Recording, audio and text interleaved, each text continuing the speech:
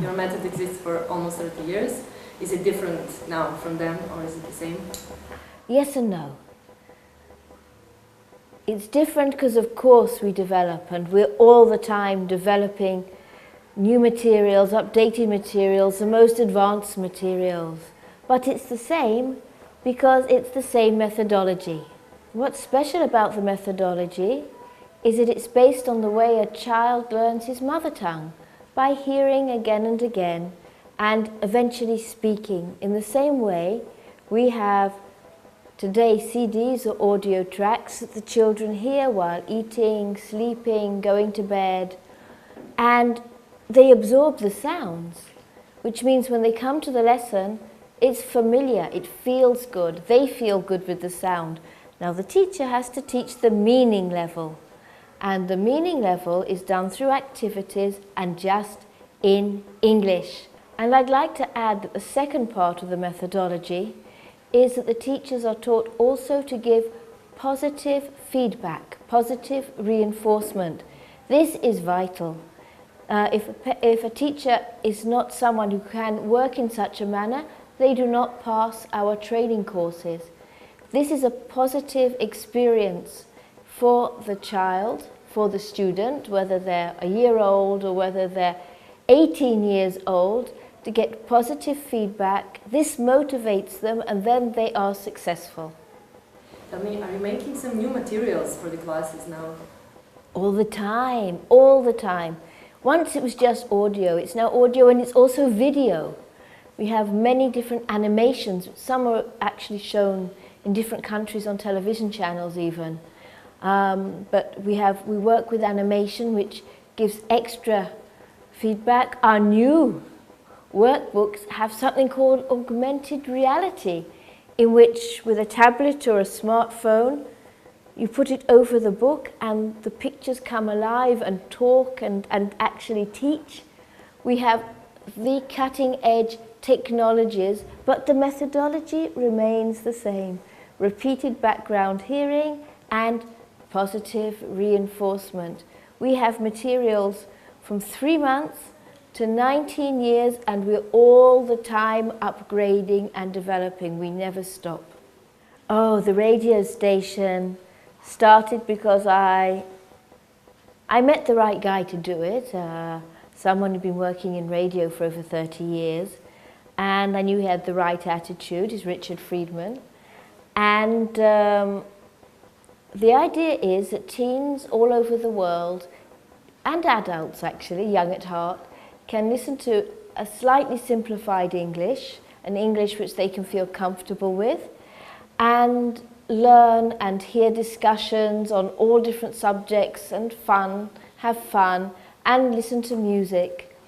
And now teens are being joined. Teens actually have started writing to each other around the world. Obviously we have to check through their teachers that these are real teens. We have a way of checking, but so we're connecting teens around the world. Teens call in the whole time, and the music is 24 hours a day. And we have shows for a few hours a day, one live show a day, and other repeat shows. So this is very exciting. It's an internet radio. It's www.helendoronradio.com. Very simple. helendoronradio.com. Tell me, you also have a website with games with kids? Oh yes, we have the Kangi Club, which has, according to the different courses, anybody can go into it. There are many free games, but the Helen Doron students have an extra site inside in which they can go into their courses and do games around their courses. We also have YouTube channels. We have Helen Doron Song Club, up to the age of 6, from 0 to 6.